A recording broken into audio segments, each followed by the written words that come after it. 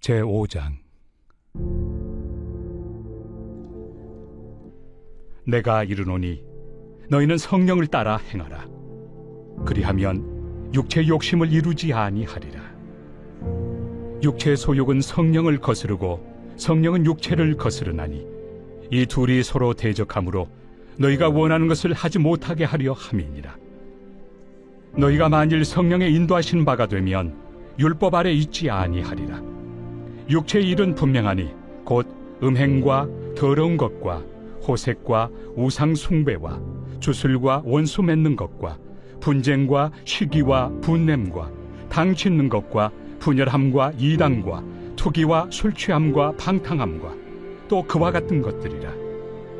전에 너희에게 경계한 것 같이 경계하노니 이런 일을 하는 자들은 하나님의 나라를 유업으로 받지 못할 것이요 오직 성령의 열매는 사랑과 희락과 화평과 오래 참음과 자비와 양선과 충성과 온유와 절제니 이 같은 것을 금지할 법이 없느니라. 할렐루야. 오늘도 하나님의 큰 은혜와 이로부터 부으시는 평안이 함께하기를 주의 이름으로 축원을 드립니다. 우리 옆사람, 우리 앞뒤 돌아보면서 한번 같이 인사 나눕니다. 반갑습니다. 사랑합니다. 잘 오셨습니다. 오늘은 교회력으로 성령 강림 주일입니다. 우리가 성령 강림 주일을 소홀히 하기 쉽지만 성탄절 못지않게 중요한 그런 날입니다. 왜냐하면 성령 강림으로 이 신약 교회가 탄생하였고, 성령님은 예수 그리스도를 믿는 성도들 안에 성전 삼고 머물러 계시므로 승리하는 삶을 살도록 도우시는 분이기 때문에 그렇습니다. 이 성령 강림 주일은 예수님께서 부활하셔서 40일 동안 이 땅에 계시다가 승천하신 후에 열흘 만에 하늘에서 오순절날 마가 다락방에 기도하는 사람들 속에 강림했습니다. 그날을 기념하는 주일입니다. 그래서 이 성령 강림 주일은 부활절 지나고 50일이 지난 후 맞는 주일이 성령 강림 주일입니다. 그래서 오늘은 성령님의 인도를 받으며 살자라는 제목으로 하나님의 음성을 함께 들으려고 합니다. 성령님의 인도를 받으며 살려고 하면 성령님이 누구신지, 그리고 성령님이 하신 일이 무엇인지를 바로 알아야 성령님의 인도를 받으며 살 수가 있습니다. 그래서 첫 번째로 성령님이 누구신가? 성령님이 누구신가? 성령님은 삼위일체 하나님의 삼위일체 하나님 중 한 이의 한 분으로서 하나님과 동격이신 그런 분이십니다. 고린도전서 2장 10절에 보면 성령은 모든 것, 하나님의 깊은 것까지도 통달하시느니라 이렇게 기록되어 있습니다. 전지전능하신 하나님만이 알 수 있는 일을 성령님도 동일하게 알 수 있다고 하는 것은 성령이 곧 하나님이라고 하는 명백한 사실입니다. 요 사도행전 5장에 보면 아나니아와 삽비라 부 얘기가 나옵니다.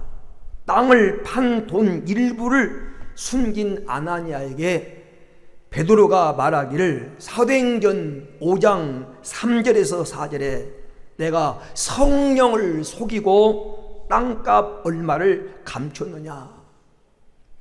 사람에게 거짓말한 것이 아니요 하나님께로다 라고 한 말씀이 기록되어 있습니다. 성령을 속이는 것이 하나님을 속이는 것이라고 하는 이 말씀은 성령이 하나님과 동일한 분이라고 하는 사실을 우리에게 명백한 증거로 가르쳐주고 있습니다. 예수님도 마태복음 28장 20절에서 너희는 가서 모든 족속으로 제자를 삼아 아버지와 아들과 성령의 이름으로 세례를 주라 말씀하심으로 이 세 분이 한 인격체임을 우리에게 말씀해 주고 있습니다. 성령님은 곧 하나님이십니다. 하나님이 영으로 오늘 우리 가운데 임재하시는 날, 그게 바로 여러분 성령 강림 주일입니다. 두 번째로 성령님이 하시는 일은 어떤 일인가? 성령님은 어떤 일을 하시는가? 첫 번째로 성령님은 예수님을 증거하고 예수님이 가르치시고 말한 모든 진리, 복음, 예수님이 말씀한 모든 말씀을 생각나게 하시고 사람들을 진리로 인도하신 분, 영생의 길로, 구원의 길로 인도하시는 분이다라는 사실입니다. 이 세 가지가 성령의 가장 기초적이고 중요한 사역인데, 예수님은 이 세 가지 사실에 대해서 이렇게 말씀하십니다. 요한복음 15장 26절에 진리의 성령이 오실 때 그가 나를 증언하실 것이다. 그가 나를 증거할 것이다. 진리의 성령이 와서 예수님이 누군가를 우리에게 확실하게 알려주신다라고 하는 말입니다. 요한복음 16장 13절에 보면 진리의 성령이 오시면 그가 너희를 진리 가운데로 인도하며 너희에게 장래의 일을 알게 하시리라.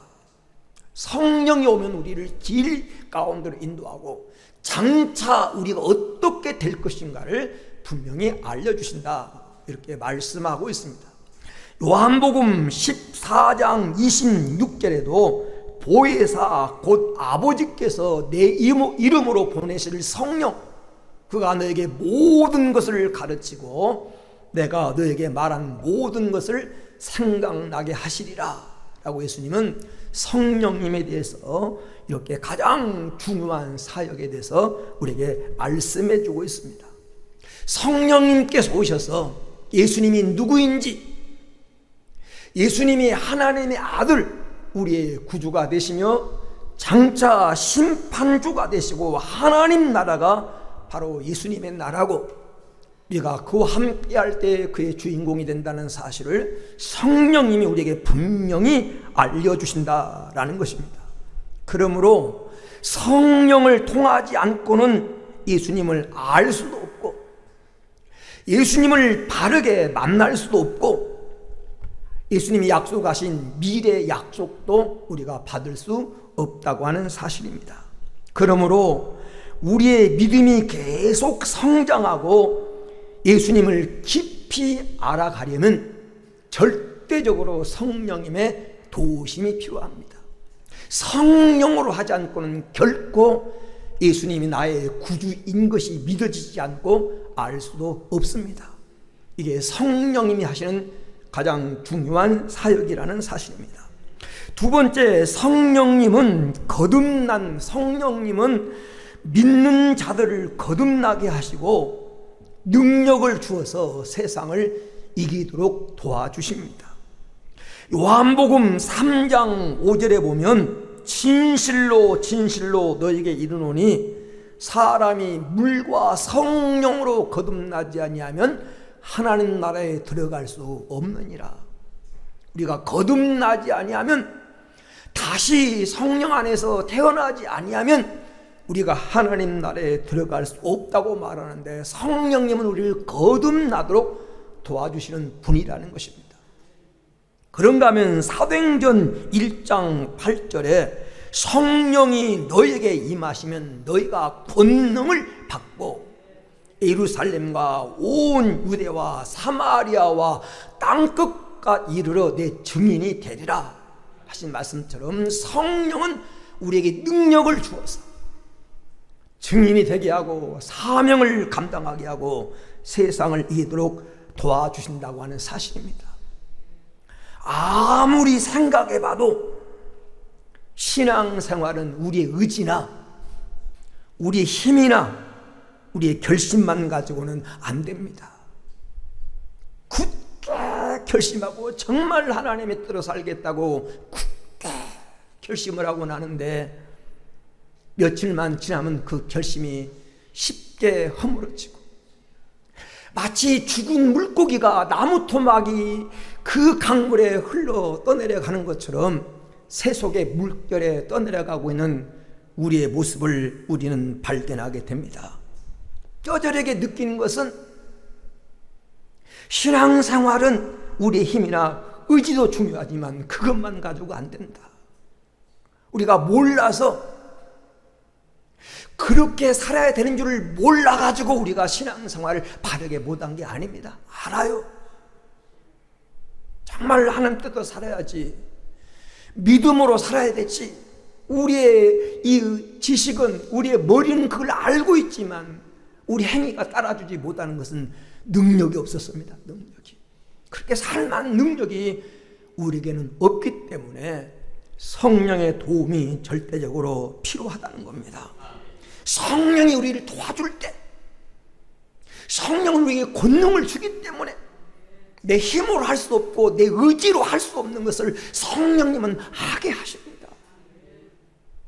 여러분, 예수님의 제자들이 예수님을 3년 동안 따라다니면서 예수님과 직접 대면하면서 예수님이 만들어주는 떡을 먹었고, 예수님이 능력을 행하는 이적이 있었고, 예수님이 기적으로 그 바다 위를, 강 위를 걸어가게 하시는 기적의 현장에 함께했고, 죽은 자를 눈앞에 살리는 광경을 제자들은 직접 목격했습니다. 그래서 우리 예수와 함께 죽으러 가자. 다른 사람은 다 예수를 부인해도 나는 안 그러겠습니다. 그렇게 결심했어요. 거짓으로 한 결심이 아닙니다. 그런데 예수님이 그 권력자들에서 잡혀가고 예수님이 십자가에 못 박힐 때 다 예수님을 부인하고 도망가고 모른다고 하고 예수님을 다 배신하고 말았어요. 왜요? 몰라서가 아닙니다. 예수님의 능력을 보지 못해서가 아닙니다. 직접 눈으로 봤는데 그 환경을 이길 만한 힘이, 그 두려움을 이길 만한 힘이, 능력이 그들에게 없었기 때문에 그들은 부인하고 말았던 것입니다. 여러분, 성령 충만 받지 못하면 아무리 많이 제자 훈련을 받고 성경을 공부하고 여러분 수없이 교회 생활을 오래 해도 사단의 유혹 앞에 무력하게 무너지고, 우리는 세상에 나가서 그 세상과 싸워 이길 힘이 없어서 세속에 떠내려갈 수밖에 없습니다. 그래서 매일매일 그 자리가 그 자리인 것처럼 그 자리를 맴돌다가 인생을 끝내기도 합니다. 스가랴서 4장 6절에 말한 대로 힘으로 되지 않고 인간의 능력으로 되지 않습니다. 오직 성령의 능력으로 되는 줄로 믿습니다. 신앙은요, 거룩하게 꾸며서 되는 게 아닙니다. 신앙은 연륜으로 되는 게 아닙니다. 신앙생활은 직분 받았다고 되는 것이 아닙니다. 변화 받아야 됩니다. 변화.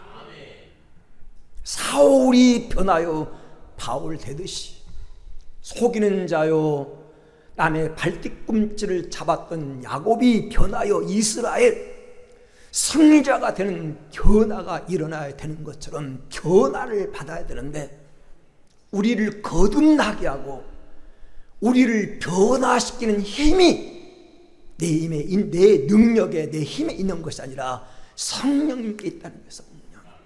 성령은 우리를 거듭나게 한다는 것입니다. 그래서 우리가 성령 충만 받는 것이 중요하다는 거예요. 오늘 본문 갈라디아서 5장 16절에 너희가 성령을 따라 행하라, 그리하면 육체 욕심을 이루지 아니하리라. 육체를 따라가면 맺는 열매가 오늘 본문에 나오잖아요.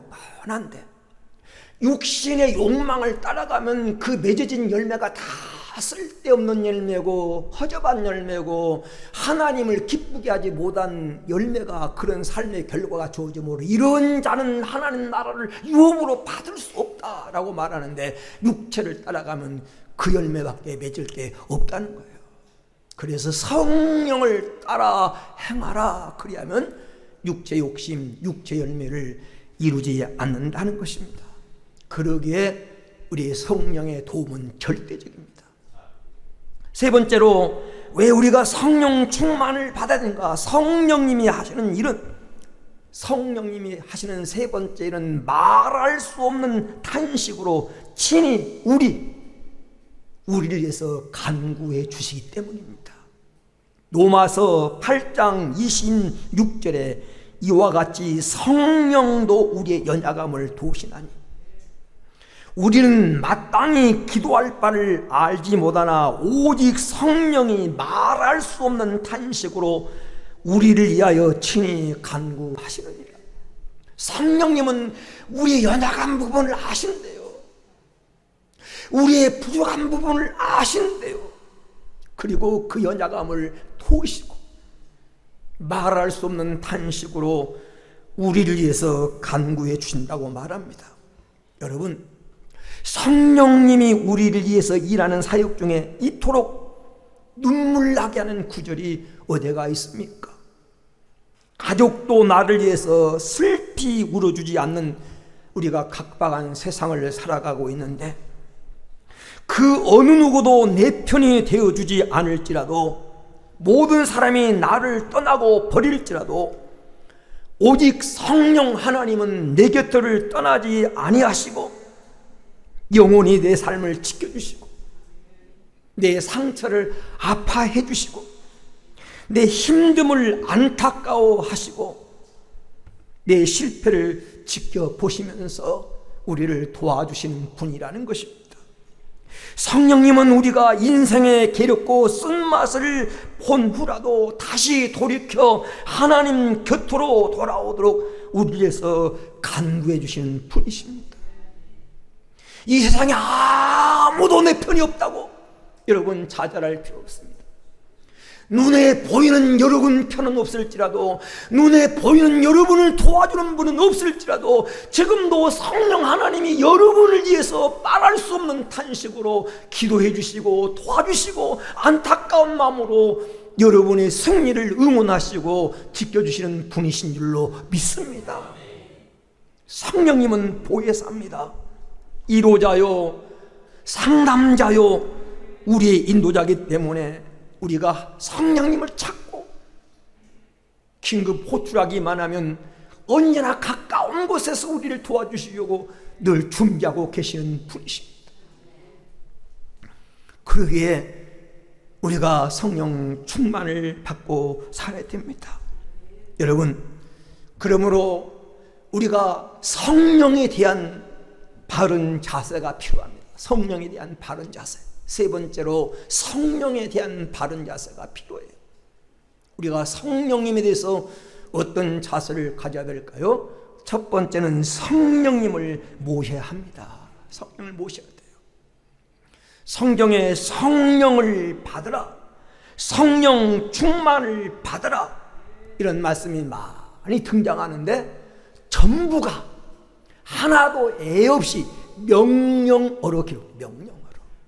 성령 충만은 선택사항이 아니고 필수사항이에요. 필수사항. 반드시 예수 그리스도를 구주로 믿는 성도들은 성령을 모셔야 되고 성령 충만을 받아야 된다라는 것입니다. 부활하신 예수님이 제자들에게 찾아오셔서 요한복음 20장 22절에 제자들을 향해서 말씀하시고 숨을 내쉬면서 성령을 받으라, 성령을 받으라. 지금 제자들이 어떤 상황이 있습니까?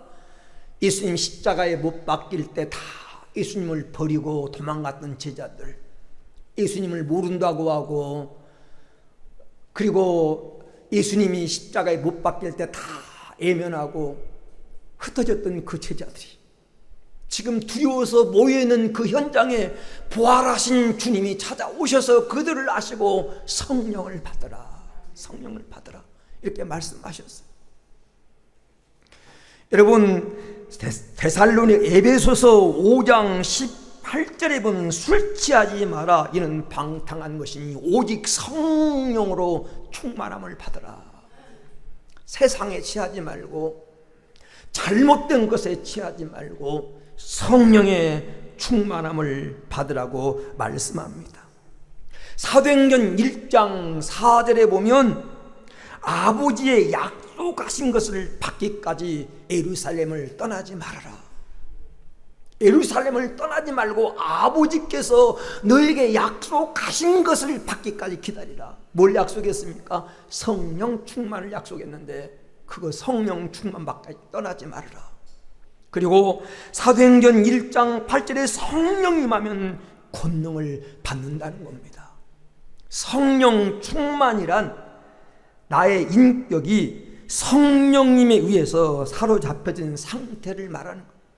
성령 충만이란 나의 인격이 성령님에 의해서 사로잡혀진 상태를 성령 충만이라고 말합니다.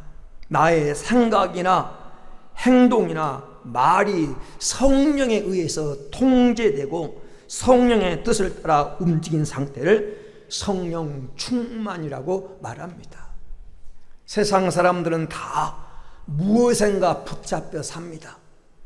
어떤 사람은 욕심에 사로잡혀 살고, 어떤 사람은 정욕에 사로잡혀 살고, 어떤 사람은 헛된 부귀 영광에 붙잡혀 사는데, 성도는 성령님에게 붙잡혀 성령의 지배받는 삶을 살아야 된다. 이 말이 성령 충만을 받으라는 말이에요.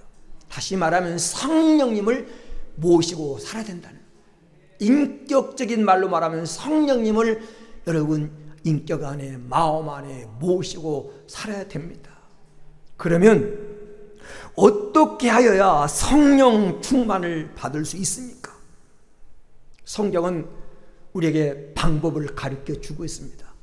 첫 번째가 회개입니다. 성령은 인격적인 신입니다. 마귀는 비인격적이에요. 오지 말라고 해도 찾아온 게 마귀입니다. 장소를 가리지 않습니다. 더러운 곳이나 깨끗한 곳이나 장소를 가리지 않는 그런 추악한 영이에요. 성령은 인격적인 신입니다. 환영하고 열고 영접하고 모시도록 준비한 곳에 성령님이 임재하십니다. 그래서 성경 누가복음 사도행전 2장 38절에 너희가 예수 그리스도 이름으로 세례를 받고 제사함을 받으라. 그리하면 성령을 선물로 받으리니. 여러분, 회개하여 예수 그리스도 이름으로 세례를 받고 제사함을 받으면 그 심령 속에 성령이 임재한다는 겁니다. 성령님을 모시도록 마음의 그릇을 준비하고, 오늘 우리가 제사함 받으면 하나님이 성령을 우리에게 선물로 은혜로 주실 줄로 믿습니다. 두 번째로 성령님은 간절히 기도하는 심령 속에 찾아오십니다. 간절한 기도가 성령 충만 받는 방법입니다. 성경 누가복음 11장 13절에 보면 너희가 악한 자라도 좋은 것으로 자식에게 줄 줄 알거늘 너희 하늘 아버지께서 구하는 자에게 성령을 주시지 아니하시겠느냐. 누구에게 주신다고요? 사모하는 사람에게, 구하는 자에게. 너희가 자식에게 좋은 것을 골라줄 줄 아는데 하물며 하늘에 계신 너희 아버지께서 좋은 것 성령을 구하는 너에게 주시지 않겠느냐. 이렇게 말씀하셨습니다. 우리가 사도행전 1장 4절에서 5절 말씀해 보면 제자들이 예수님께서 이로부터 주시는 성령의 은혜를 받을 때까지 예루살렘을 떠나지 말고 약속하신 것을 기다리라고 하는 그 말씀을 믿고 120명이 열흘 동안 간절히 기도했을 때 사도행전 2장 1절에서 3절에 보면 다 성령의 충만함을 받고 성령의 말하게 하심을 따라 말하기를 시작하니라 이렇게 기록되었어요. 어떤 현장에 성령이 임재했습니까? 기도하는 현장이에요. 성령 받기를. 하나님, 나도 성령님을 인격적으로 만나기 원합니다. 정말 신앙생활을 신앙인답게 하기를 원합니다. 나를 찾아오셔서 나를 감동하시고 나를 만나달라고 한번 인격적으로 하나님과 한번 기도해 보시기 바랍니다. 결코 하나님은 예민하지 않습니다. 그냥 그렇게 신앙생활을 끝내렵니까? 뭐가 뭔지도 모르고 영적인 세계도 모르고 정말 성령이 있다고 하는데 수박에 겉만 핥다가 종교 생활하다가 인생을 끝내겠습니까? 성령의 충만함을 받고 성령이 여러분에게 그 영적인 기쁨과 바울이 세상 것을 다 버려도 결코 후회하지 않았던, 옥에 갇혀도 예수 믿는다고 매를 맞아도 천사의 미소를 지으면서 복음을 전했던 그 기쁨, 그 기쁨의 원인이 뭘까? 여러분 한번 알고 싶지 않습니까? 왜 스데반 집사가 순교를 당하면서 돌에 맞아서 이마가 깨지고 피를 흘리면서도 저 이를 바라보면서 천사의 미소를 지었을까? 그 비밀이 뭘까? 여러분 그 세계에 한번 들어가 보고 싶지 않습니까? 바울이 받던 그 삼층천의 영광, 그냥 우리는 세상 것만 내가지고 잘 먹고 잘 입고 성공하고 자식 잘 되고 출세하는 것만 우리는 몰두하며 사는데, 바울은 저 영광의 세계를 바라보고 세상 것을 다 폐설물처럼 벗어버리고 주님을 헌신했던 그 비결이 뭘까? 여러분 그 세계를 한번 맛보고 싶지 않습니까? 그건 종교 생활을 되는 게 아닙니다. 성령이 내 마음에 오셔서 나를 움직여줘야 그 세계를 알게 되는 거예요. 여러분, 성령님은 기도하는 자 속에 오셔서 성령 충만한 삶을 살게 하시고, 그래서 사도행전에 나오는 제자들의 모습을 보세요.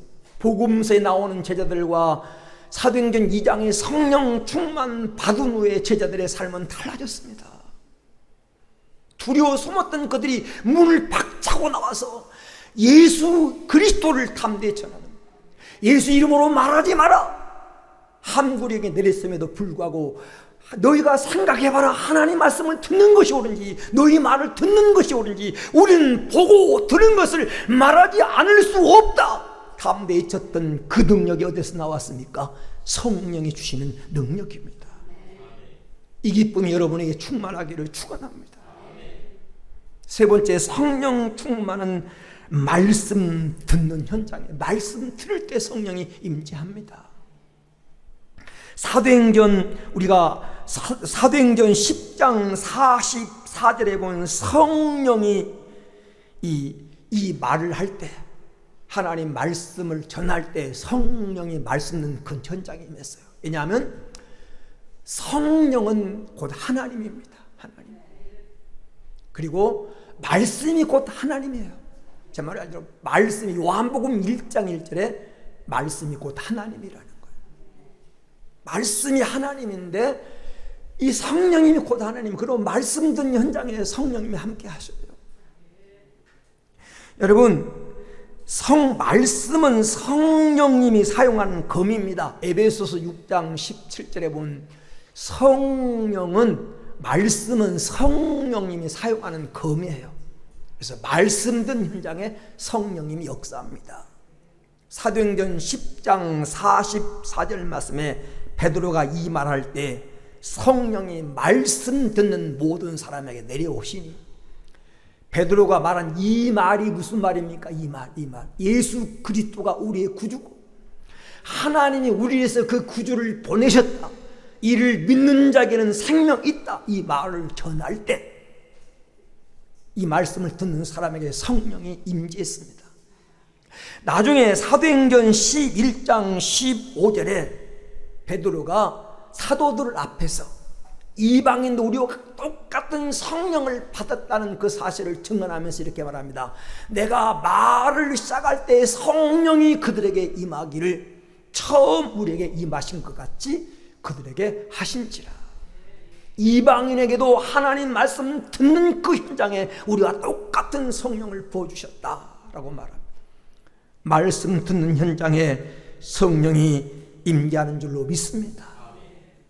우리가 이 세 가지를 늘 기억하고 성령님을 모시고 사는 성도가 되기를 주의 이름으로 축원을 드립니다.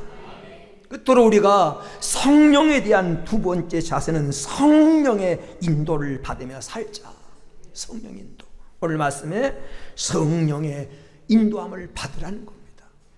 여러분, 신앙생활은 성령님의 인도를 받아야 승리할 수가 있습니다. 이 성령의 인도를 받는다고 하는 말의 첫 번째 의미는 내 기준대로 살지 않고 성령의 뜻을 따라 사는 삶을 의미합니다. 여러분, 신앙생활을 하되 여러분 기준으로 하지 말고 하나님의 뜻을 따라 사는 성도가 되기를 주의 이름으로 축원을 드립니다. 사람마다 다 살아가는 삶의 기준이 있어요. 어떤 사람은 양심이 기준이 되기도 하고, 어떤 사람은 윤리와 도덕이 기준이 되기도 하고, 어떤 사람은 세상 사람의 법이 기준이 되기도 하고, 어떤 사람은 이익이 그 사람의 기준이 되기도 하지만, 성도는 하나님 뜻이 여러분 삶의 기준이 되어야 됩니다. 그게 성령의 인도 따라 사는 삶이에요. 성령은 우리로 하여금 하나님 뜻대로 살게 만듭니다. 여러분, 하나님의 뜻을 따라 살 때 하나님이 우리를 마련하신 그 목적지에 우리는 도달하게 될 줄로 믿습니다. 이스라엘 백성들이 구름 기둥, 불 기둥의 인도를 받으며 광야길을 걸어갔던 것처럼 여러분, 성령의 인도 따라 말씀을 기준 삼고 살아가는 성도가 되어지기를 주의 이름으로 축원을 드립니다. 두 번째는 성령의 인도 따라 사는 삶은 성령의 능력을 공급받고 살아가는 삶을 말합니다. 인간은 다 한계가 있어요. 잘하고 싶은데 한계가 있습니다. 능력에도 한계가 있고, 물질에도 한계가 있고, 환경에도 다 한계가 있어요. 하고 싶은 마음은 있는데 인간은 그 한계의 벽을 뛰어넘기 어렵습니다. 이제 성령님은 내가 할 수 없는 일을 하게 만드는 것이 성령님의 능력이에요. 여러분, 배우지 못한 베드로는 성령님이 그 마음속에 역사했을 때, 그 배우지 못했다고 손가락질을 받았던 베드로가 하나님 말씀을 전하는데 하루에 3,000명이 회개하기도 하고 5,000명이 회개하기도 하고, 놀라운 변화를 일으키는 능력이 베드로의 힘에서 나온 게 아닙니다. 성령님이 그 일을 하게 하셨어요. 미국의 무디라고 하는 목사님은 구두 수성공이었어요. 한 번 설교하면 수없이 문장이 틀려서 국문학자가 그 집회에 참석했다가 목사님은 설교하는데 이렇게 많은 단어가 틀립니까? 지적할 정도로. 그런데 그를 통해서 구원받은 사람이 600만 명. 그 사람은 개인이 하는 일입니까? 성령님이 역사하니까. 성령님은 내가 할 수 없는 일을 하게 하십니다. 성령의 능력 받고 살아가는 성도가 되기를 주의 이름으로 축원을 드립니다. 세 번째, 성령의 능력을 공급받고 살아가는 삶에는요, 좋은 열매가 맺어집니다. 마태복음 3장 10절에 좋은 열매 맺지 않은 나무는 찢겨 불에 던짐을 당한다고 말합니다. 요한복음 15장 2절에 열매 맺지 않는 나무는 잘라버린다고 말합니다.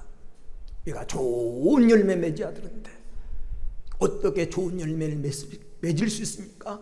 성령님의 도우심. 오늘 우리가 읽은 본문 갈라디아서 5장 22절 23절에 보면 성령이 우리에게 맺게 하는 열매를 9가지로 표현하는데, 우리 인격 속에, 삶 속에 아름다운 열매, 정말 향기로운 열매, 좋은 열매를 맺게 해주신다는 겁니다. 신앙생활은 오래 믿었다고 반드시 좋은 나무가 되는 게 아닙니다. 겉으로 보기에 멀쩡한데 속이 텅 비어서 썩은 나무가 많습니다. 이런 나무가 쓰러질 때는 옆에 있는 작은 연약한 나무들이 상처받고 같이 쓰러져요. 여러분, 겉은 멀쩡한데 속이 텅텅 빈 썩어버린 그런 고목나무 같은 신앙인이 아니라 여러분을 통해서 날마다 때마다 아름다운 열매들이 주렁주렁 맺어지는 그런 신앙생활을 하고 싶지 않습니까? 성령의 도우심으로 가능하다는 거예요. 성령은 우리에게 사랑의 열매를 맺게 합니다. 로마서 15장 30절에 성령을 가리켜서 사랑의 신이다. 성령의 사랑으로 말미암아. 성령은 사랑의 신이에요. 성령은 우리에게 사랑하게 해주십니다. 갈라디아서 오늘 5장 22절에 성령의 첫 열매가 사랑입니다. 그래서 사랑할 수 없는 것을 사랑하게 하고 용서할 수 없는 사람을 용서하게 만들고 이해할 수 없는 일을 이해하게 만든 것이 성령님이 하게 하십니다. 열매가 여러분 속에 맺어지기를 축원합니다. 성령은 가치 있는 사람이 되게 합니다. 악령은요, 마귀는 인간을 폐인 만듭니다. 인간을 무가치하게 만들고 추하게 만들고 쓸모없게 만들지만 성령은 우리를 가치 있는 인생으로 변화시킵니다.